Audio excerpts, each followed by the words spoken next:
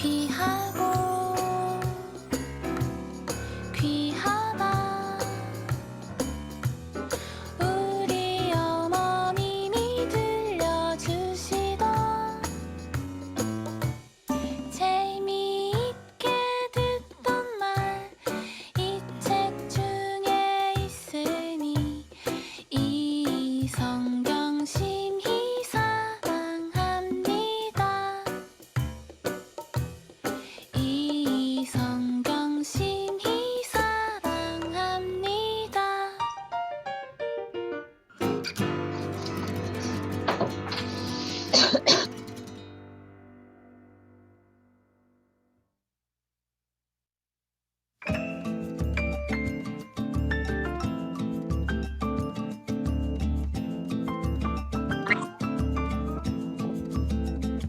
하나님의 나팔 소리 천지 진동할 때에 예수 영광 중에 구름 타시고 천사들을 세계 만국 모든 곳에 보내어 구원받은 성도들을 모으리.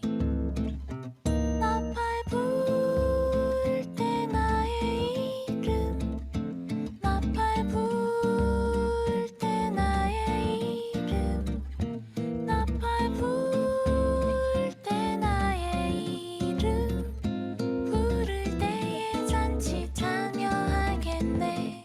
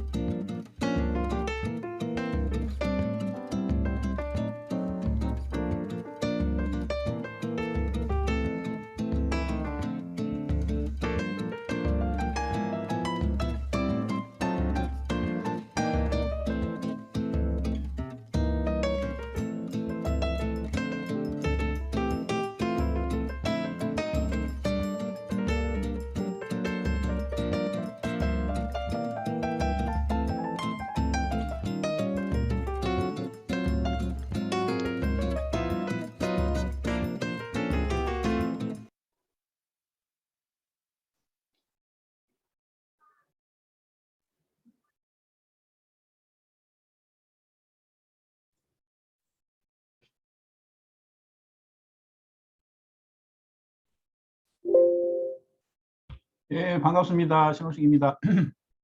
예, 목소리 들리시나요? 예, 감사합니다.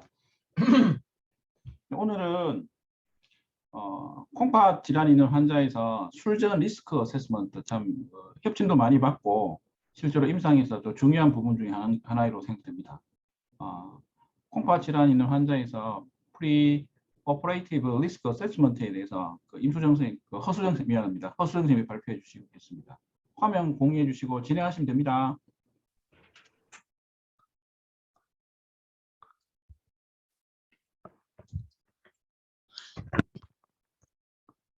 네, 발표 시작하겠습니다. 저는 오늘 CKD 환자에 있어서 술 전에 평가랑 매니지먼트를 어떻게 할 것인가에 대해서 정리를 좀 했습니다. 보시면 왼쪽 그림은 2003년도에 미국 마취과학회에서 이제 그 발표한 내용인데 술 전에 건강한 사람들에게서 어떤 것들을 이밸류에이션 할 것인가에 대한 내용이고 여러 가지 하트나 스트로크나 이런 그 당뇨 같은 것들을 이제 평가를 하는데 이번에 보시면 키드니 디지즈를 가지고 있는가를 꼭 평가를 하라고 되어 있습니다. 오른쪽 표는 이제 우리 병원에서 수술하기 전에 마취과에서 이제 마취를 하려면 지켜야 되는 것들을 나타낸 표이고 실제로 보시면 저희 신장내과 협진 칸을 보시면 BN 24 이하, 크레아틴 1.4 이하, 소듐이 136에서 150, 포타슘이 3.5에서 5.3 이거를 맞추라고 하고 있고 이 범위를 넘어서면 꼭 신장내과 협진을 해서 이 환자의 수술 전에 리스크랑 이런 오퍼러빌리티가 가능한지를 꼭 확인하라고 우리 병원 마취과에서는 이렇게 권고를 하고 있습니다. 보시면 제가 외래로 온 환자는 제외를 했고 이제 협진으로 온 환자만 채워봤는데 술 전에 이제 수술이 가능한지 환자에게 신기능이나 전해질 불균형이 있어서 수술이 가능한지를 묻는 이제 협진 건수가 올해 1월부터 6개월간에 한 1,100건 중에 175건, 한 16% 정도였고 술 후에 신기능 악화나 전해질에 이상이 생겨서 이제 어떻게 매니지먼트를 해야 되는지를 물어보는 협진도 한 12% 정도를 차지했습니다. 그래서 많은 건수를 차지를 했고 실제로 이제 자주 보고 있어서 이제 관심이 생겨서 좀 찾아봤고 딱 포멀한 가이드라인이 있는 건 아니었는데 이제 여러 발표를 한 아티클들이 있었고 이제 AJKD 2020년도에 이거에 관련된 내용을 정리한 이제 아티클이 있어서 이걸 중심으로 정리를 좀 했습니다. CKD 환자에 있어서 이제 술 전에 어떤 것들을 평가를 하고 어떤 식으로 리스크를 평가를 할 것인가에 대해서 포멀한 가이드라인이 나와 있는 건 없습니다. 근데 여러 가지 아티클에서 공통적으로 이제 평가라고 하는 항목은 GFR이나 카디오풀모너리 피트니스나 뭐 혈압이나 그리고 빈혈 그리고 블리딩 리스크가 얼마나 되는 건지를 꼭 확인을 하라고 이제 공고를 하고 있습니다. 이 표가 사실은 이제 서머리고 가장 중요한 표 중에 하나고 이제 AJKD에 실렸던 표인데 보시면 CKD가 있는 환자에서 술 전에 이제 평가를 해야 될 거는 투석을 하지 않는 환자라면 이 환자의 AKI 리스크가 실제로 술 후에 얼마나 되는지 그래서 수술 한 달 전에 GFR을 구해서 베이스라인 키드니 펑션을 꼭 확인을 해놓으라고 평가를 하고 공고를 하고 있고 이제 카디오풀모너리 리스크 같은 경우는 베이스라인으로 심전도나 이제 에코카디오그램을 촬영을 하고 환자에게 있어서 펑셔널 캐패시티를 꼭 체크를 하라고 공고하고 있습니다. 만약에 투석을 하고 있는 환자라면 non-invasive cardiac testing인 뭐 도프타민 스트레스 에코카디오그래피까지 필요하면 적극적으로 하라라고 공고를 하고 하이리스크라면 카디올로지에게 컨설트를 하라라고 공고하고 있습니다. 이제 고혈압 같은 경우는 아이디얼하게 140에 90 미만을 맞추고 수술하는 것을 공고하고 있고 빈혈 같은 경우는 KDO 타겟에 맞춰서 헤모글로빈은 10에서 11.5를 맞춘 후에 수술하는 것이 안전하다고 권고를 하고 있습니다. 투석하는 환자에 있어서 수술 전에 이제 투석의 매니지먼트는 일주일에 3번 KTPV 1.2 이상으로 적절한 투석량을 유지를 하게끔 권고를 하고 또 액티브 인펙션이 있다면 실제로 이런 수술을 조금 미루는 것이 좋겠다. 그리고 술 전에 오럴 뉴트리션 서플리먼테이션을 충분히 해서 이제 환자가 영양 상태가 좋을 때 수술을 하는 것을 이제 안전하게 권고하고 있습니다. 페리오퍼레이티브 이밸류에이션 같은 경우는 이제 고혈압 같은 경우는 수술 당일날까지 혈압 약제를 모두 먹어서 꼭 혈압을 180에 110 미만으로 맞추고 하는 것이 안전하다고 공고를 합니다.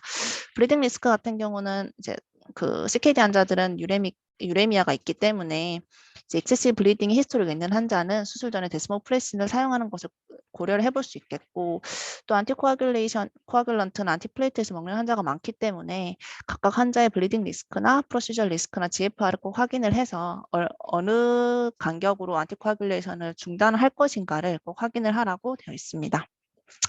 투석 매니지먼트 같은 경우는 수술 전후로 오랜 기간 동안 투석을 하지 않는 것을 피하고 꼭 하이퍼칼레미아를 교정을 하고 안전하게 수술하라고 권고하고 있습니다. 각각을 조금 자세하게 보면 투석을 하지 않는 환자에게 있어서 AKI 리스크를 평가한 그런 이제 연구들이 여러 가지가 있었고 대표적으로 2016년도에 발표된 연구인데 이게 수술 후에 AKI 리스크를 평가를 했더니 카디악 수술 같은 경우는 한 20%, 그리고 제너럴 수술은 한 15%, 정형외과 수술은 한 10% 정도로 각 수술마다 수술 후에 10에서 20% 정도는 이제 환자가 AKI로 이제 급성으로 신기능 악화를 경험하게 됩니다. 근데 AKI 리스크 팩터는 일반적으로 우리가 수술이랑 상관없이 일반적인 AKI 리스크 팩터랑 동일을 하고 고령이고 남성이고 아프리칸 아메리칸이고 BMI가 25 이상이면 수루 AKI 리스크가 올라간다고 되어 있습니다. 그리고 여러 연구에서 CKD 환자에 있어서도 GFR이 10 이상 이제 더 오를수록 수루의 AKI 리스크는 20% 정도 감소한다고 되어 있습니다. 그래서 CKD 환자에게 있어서 이렇게 AKI 리스크가 어느 정도 있을지를 꼭 확인하는 것이 중요하겠습니다. 두 번째는 카디오풀모너리 리스크입니다. CKD 환자들은 워낙 카디오베스큘러 이벤트들이 많기 때문에 이제 이런 것들을 술 전에 꼭 평가를 해줘야 합니다. 흔하게 생각하는 코로너리 신드롬이나 하트 페일리어나 아리드미아나 밸뷸 하트 디지즈 같은 것들은 우리가 흔하게 평가를 할 수 있는데 이 가이드라인에서 하나 이제 강조했던 게 이제 풀모너리 하이퍼텐전을 꼭 체크를 해라라고 강조를 했습니다.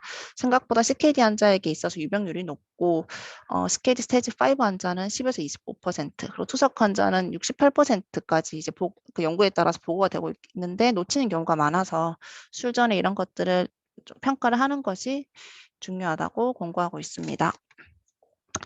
이거는 이제 수술 전에 이제 환자에게 있어서 카디악 카디오풀모너리 리스크를 어떻게 평가를 할 것인가에 대한 내용인데 이제 왼쪽 표 같은 경우는 일반적인 환자들에게 있어서 이게 ACC, AHA 조인트 가이드라인에서 발표한 내용이고 사실 전문 시험에 이제 족보처럼 매번 나오는 내용 중에 하나인데 보시면 이제 환자가 이머전시한 경우가 아니면 이제 리스크가 낮으면 그냥 그 다른 추가 검사 없이 수술을 하라라고 권고를 하고 있고 만약에 카디오베스큘러 리스크가 높다고 하더라도 환자의 펑셔널 캐피시티를 확인을 해서 4매치 이상, 그러니까 환자가 계단을 올라가는데 크게 문제가 없는 정도 이상이라면 사실상 다른 검사 없이 일반적으로 수술을 하라라고 권고를 하고 있습니다.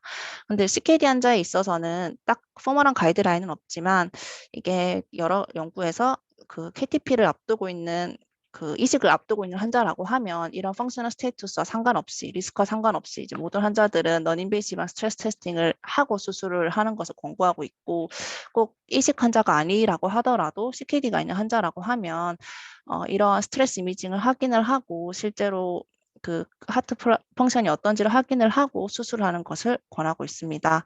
만약에 그렇게 평가를 해서 리스크가 높다고 하면 카디올로지스트에게 보내서 꼭 평가를 하는 것이 중요하겠습니다.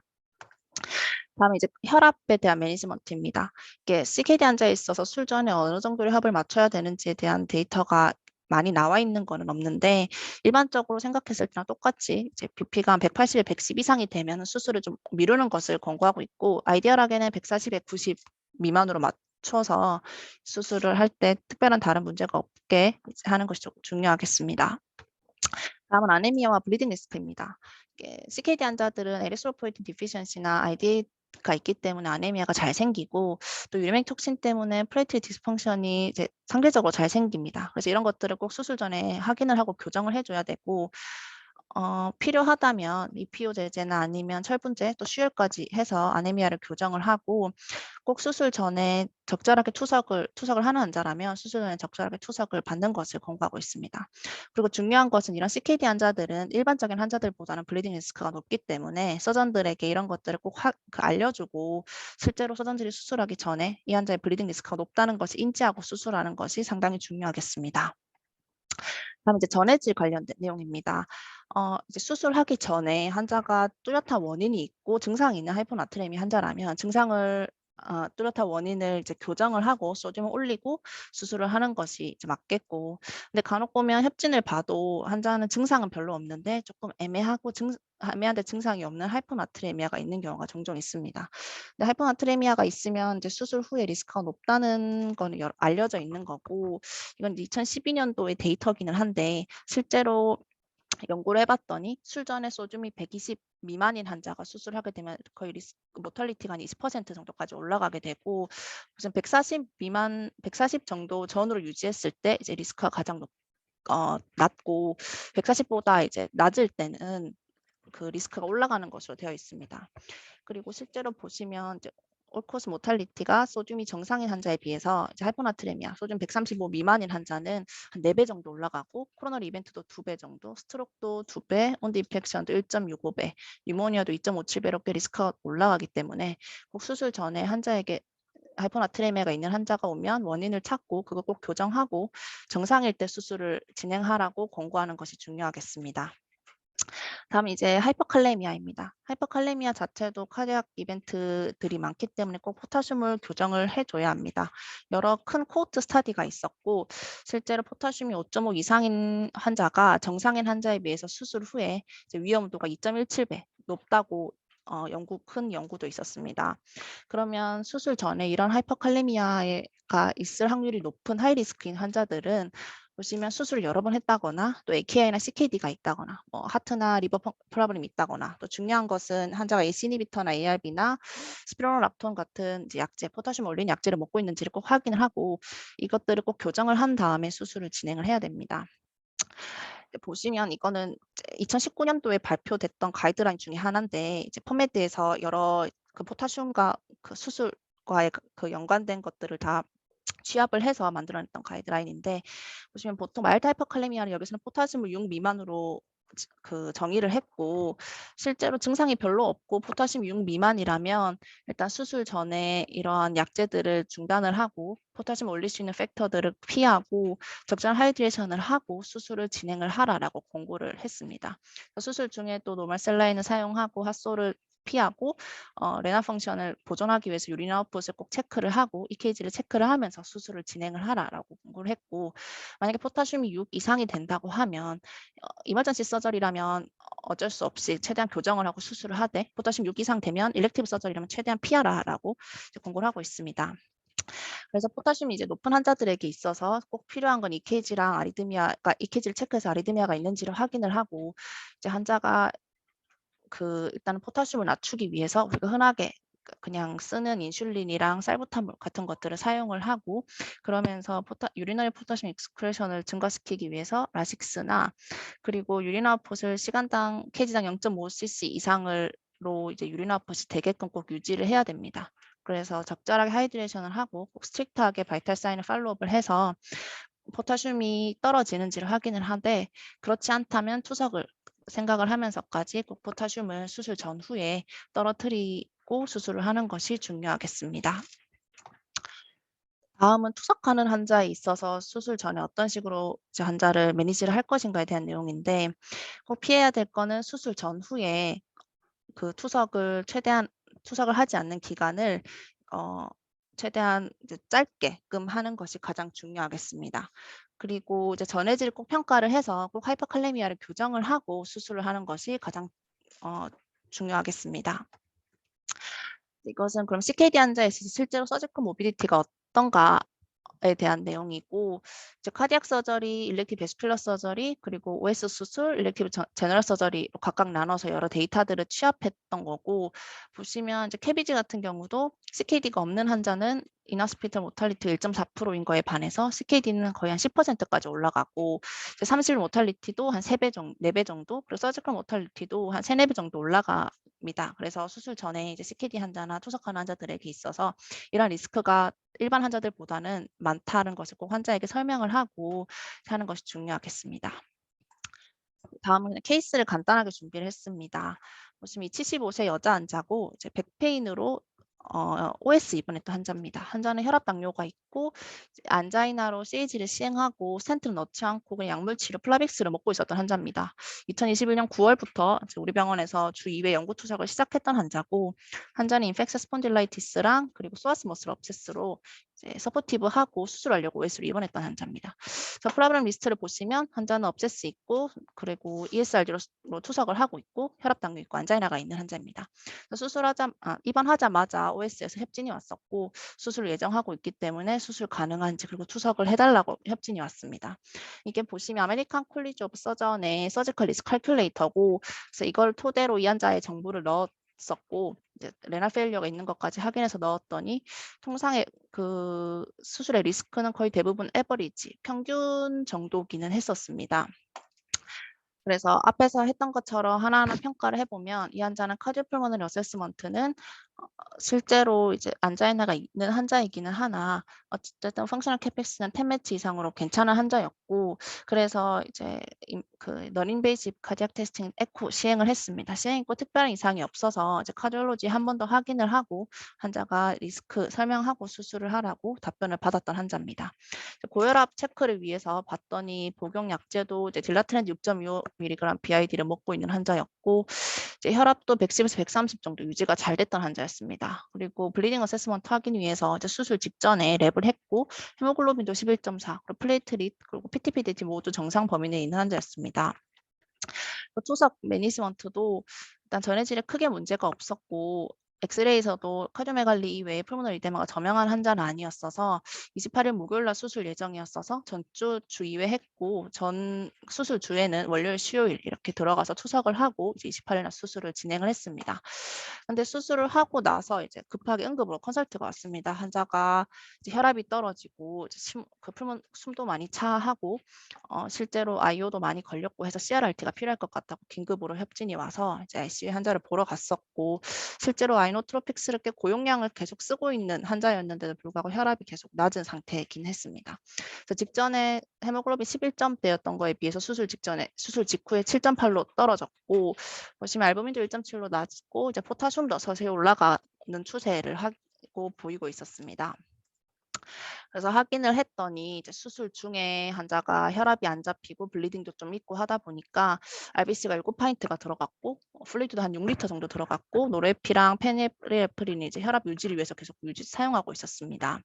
그래서 수술 후에 ICU에서 나와서 봤던 놀핀 우리가 통상적으로 40mg 믹스 플루이드가 30cc/h로 들어가고 있었고 도부타가 20cc/h로 들어가고 있었습니다. 그리고 인풋이 워낙 많다 보니까 이제 환자가 점차 숨을 차하고 O2도 마스크로 풀로 올리고 세츄레이션 유지되고 있는 상황이긴 했습니다. 그래서 바로 이제 CRRT를 시작을 했고 환자에게 이제 혈압도 안정되게 이제 피도 주고 여러 가지 매니지먼트를 ICU에서 했고 혈압이 이제 안정됐고 나서 CRRT를 스탑하고 원래 이제 주 2회 투석하던 환자인데 수술하고 나서 환자가 볼륨 컨트롤이 계속 되지가 않아서 이제 주 3회로 바꾸고 이제 퇴원했었던 환자입니다. 그래서 사실 이 케이스를 이제 넣었던 이유는 이게 환자가 술 전에 평가에서 리스크가 레버리지 정도기는 했고 이제 술 전에 이제 투석을 적절하게 시행을 했고 리스크도 다 평가를 했고 수술했는데도 수술 후에 이제 블리딩이나 혈압 저하 그리고 볼륨 오버로드 때가 생겼던 환자였습니다. 이때 당시 ICU에서 이제 OS 그 전공의 선생님이 이제 보호자에게 환자가 지금 CRRT로 전환을 해야 되고 지금 상태가 좋지 않다, 혈압도 불안정하다라고 설명을 했는데 보호자가 분명히 어제까지 투석을 잘 받았고 오늘은 투석 날이 아닌데 왜 응급으로 또 투르맨까지 꼭 넣고면서 투석을 해야 되는지 좀 이해를 잘 못하고 못 받아들이는 거를 제가 옆에서 봤었습니다. 그래서 수술 전에 이렇게 CKD 환자에게 여러 리스크를 잘 평가를 하고 설명을 잘 하고 또 객관적으로 전달하고 또 수술 후에 적절한 매니지먼트가 필요할 것으로 생각이 돼서 준비를 해봤습니다. 이상입니다. 네, 감사합니다. कृष्ण 선생님, CKD 환자 ESRD 포함해서 술전 리스크 어세스먼트에 대해서 아주 잘 정리해 주셨고 케이스 이해 쉽게 또 발표해 주셔서 감사합니다. 질문이나 코멘트, 임학 교수님 혹시 코멘트 부탁드립니다. 얘가 오늘은 뭐 코멘트는 별로 필요 없고요. 예, 필요 없는 게 아니고 예, 아주 클리어하게 설명 잘해 주셔서 감사하고 마취과에서 하이포칼리미아에 대해서 옛날보다는 좀 덜 깐깐하게 노는 것 같기도 합니다. 아마 석신콜린을 안 써서 그런지 뭐 그런 느낌이고 그래도 열심히 뭐 조절 잘 해서 맞춰가는데 실제로 5점 우리 마취과는 얼마 기준으로 하고 있죠? 5.3인가요? 5.3입니다. 네, 5.3입니다. 5.3은 뭐 100% 빠꾸 합니까? 협진 들어옵니다. 협진 들어와서 신장내과는 협진, 외래에서도 보통 보내는데 예. 뭐 저 같은 경우는 환자가 그러니까 입원하기 전 같으면 수술하기 전날 한번 제 외래 방문하게 하고 그날 검사 다시 보고 예. 뭐 포타슘 낮추는 그 경구약제 주고 하면 대부분 떨어져서 보통 확인, 혹시나 보더라인 걸려도 토탈 CO2나 전반적으로 산증 상태가 괜찮으면 저 같은 경우는 수술 일단 진행하시고 수술 직후에 그 시간에 맞춰서 포타슘 좀 그 팔로 꼭 확실하고 보통 공고 남기면 크게 무리 없이 수술 외래에서는 진행되는 것 같습니다. 아주 오래된 얘기인데 우리 저 신장 이식하는 환자인데 술전에 전날 포타슘이 5.3이었어요. 그래서 이제 5.4였어요. 마취과에서 뭐 고개를 갸우뚱하더니 또 신장 이식이고 하니까 캔슬할 수 없어 신장 그때 수술 그냥 들어갔는데 수술실에서 브라디카디아 오고 뭐 30번대까지 떨어지고 그래가지고요. 아무튼 뭐 큰일 날 뻔했어요. 그러니까 실제로 그때도 석신콜린 안 쓰고 비키로늄 주고 그랬었거든요. 그러니까 하이포칼레미아 실제로 매우 위험합니다. 마취과에서 너무 빡빡하게 한다 해서 섭하게 생각하지 마시고 잘 뭐 단돌이 하는 게 좋겠어요. 감사합니다. 김현우 교수님 혹시 코멘트 부탁드립니다. 제가 그 외래 마치고 들어오면서 첫 시작을 좀 놓쳤었는데 지금 화면에 보이는 PPT 파일의 이 프리오퍼레이티브 메디컬 이발리에이션 퀘스천이 우리 병원 그 참고하는 내용인 건가요? 아니요, 교수님, 그건 아니고 그냥 미국 마취과학회에서 냈던 거기는 해서 네, 제가 그냥 가져왔습니다. 올해 들어서 그런 일은 없는데 작년에는 그 오퍼러빌리티 평가 때문에 이제 환자를 저희한테 보내는데 포타슘이 지금은 정상치가 3.5에서 5.1로 되어 있는데 작년까지는 상한치가 5.3이었었는데요. 포타슘이 5.0만 돼도 오퍼러빌리티 평가를 보내더라고요. 그래서 이게 왜 이렇게 된 건지 그 해당과에 한번 물어봤더니 마취과에서 그렇게 거른다, 이렇게 그 정도로 해줘야 된다, 이렇게 해서 5.3, 5.0이어도 수술이 가능한지 이제 환자가 평가를 그것 때문에 외래 진료를 3시간, 2시간, 3시간 기다려서 받으러 오는 경우가 있어가지고 제가 한번 궁금해서 여쭤봤습니다. 근데 작년에 그런 트렌드였고 올해는 그래서 그런 일은 없는 상태고요. 그래서 마취과에서 기도가 바뀐 건지 어떤 건지는 잘 모르겠는데 어쨌든 그런 거를 겪었던 적이 있습니다. 예, 감사합니다. 우리 전공의 전임 선생님들, PK 선생님도 포함해서 혹시 질문 있으면 해주세요. 교수님, 그 전임이 김양현입니다. 예, 말씀하시죠. 예, 저는 궁금한 게 그 BUN 수치가 30대만 돼도 아조테미아로 술전 평가를 위해 들어오는 경우가 꽤 많은데 보통 답변을 달 때는 BUN이 올라갈 만한 원인을 교정을 하고 수술을 해라 정도로 답을 했었던 것 같습니다. 혹시 수술을 하면 안 되는 BUN 수치나 이런 게 따로 정해진 게 있을까요? 따로는 없고요. 보통 이제 그 마취과에서 알고 그러는지 모르는데 통상은 예를 들어서 CKD 환자들, 특히 투석 환자들 같은 경우는 BUN 높으면 아조테미아가 심하고 블리딩 텐던시가 있기 때문에 통상은 이제 적어주기도 하고. 근데 보통 대부분 오는 환자들 보면 크레아틴 한 1.23 되고 BUN 예를 들면 31 캐사고 27 이런 환자들이 옵니다. 오는데 환자가 카타볼릭 스테이트가 아니고 예를 들어서 인펙션이 있다든지 그다음에 다른 예를 들어 각핵식하게 만들 만한 그런 게 없다 하면 저 같은 경우는 그냥 하이드레이션하고 수술 잘 하시고 혹시 블리딩 텐던시 좀 주의하시고 수루에 팔로업 해주세요 하고 퇴원 후에 이제 신장내에서 보는 걸로 그 정도 그렇게 하시면 되겠나 싶습니다. 네, 감사합니다.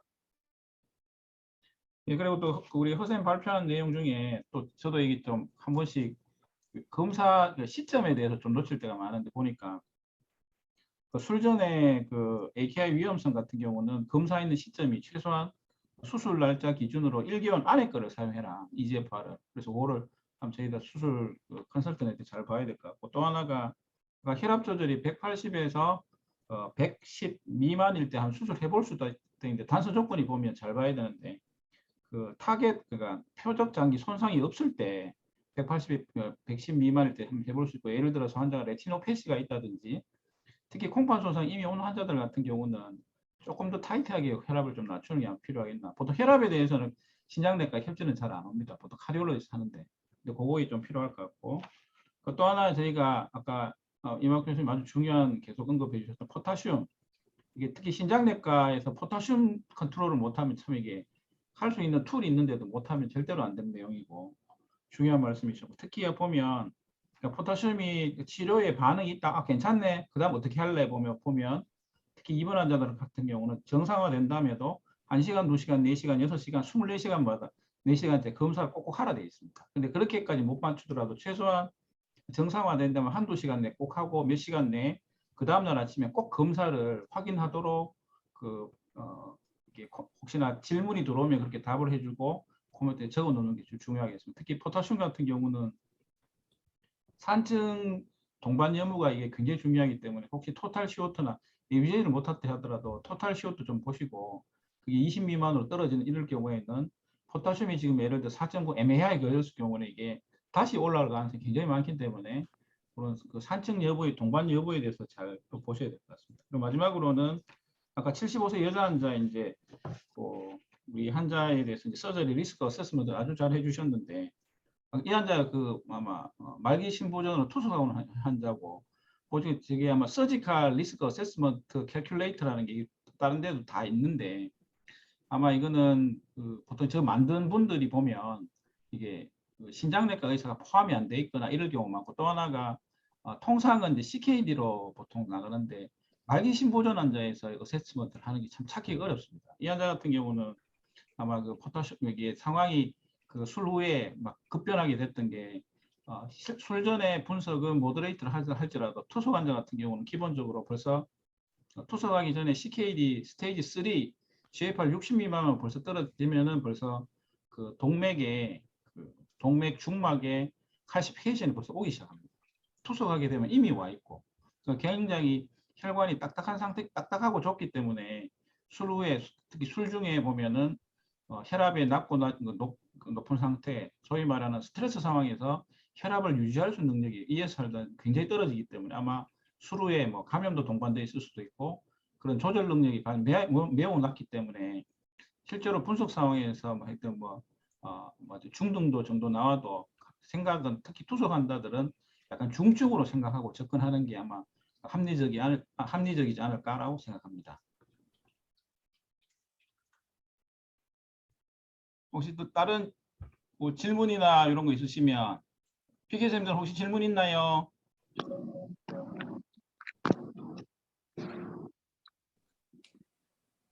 아니요.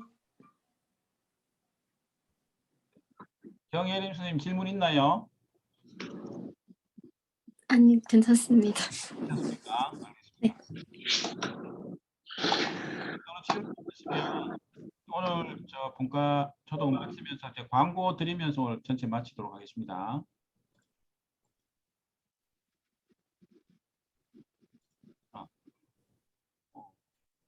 허 선생님 공유 해제 좀 해주세요.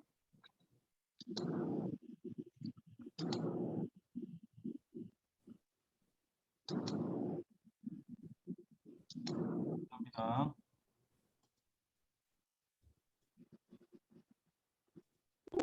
보이시나요?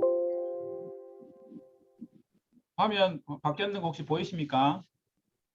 네. 네, 감사합니다. 예, 오늘 초동 잘 마쳤고 오늘 3월 4일부터 오늘 7월 1일까지 해서 신장내과 초동이 잘 진행되어서 먼저 하나님 앞에 감사드리고 준비해 주신 교수님 여러 선생님들께 감사드립니다. 한 학기가 또 이렇게 지나갑니다. 2학기 일정은 우리 김연아 교수님께서 수고해 주셔서 잘 만들어 주셨고 8월 19일부터 시작하겠습니다. 8월 19일에 김연아 교수님과 1년 전 선생님이 발표 시작하는 것으로 본과 초동 시작해서 올해 12월 16일까지 그때도 마지막에 또 허 선생님이시네요. 8월 19일에 진행하도록 하겠습니다.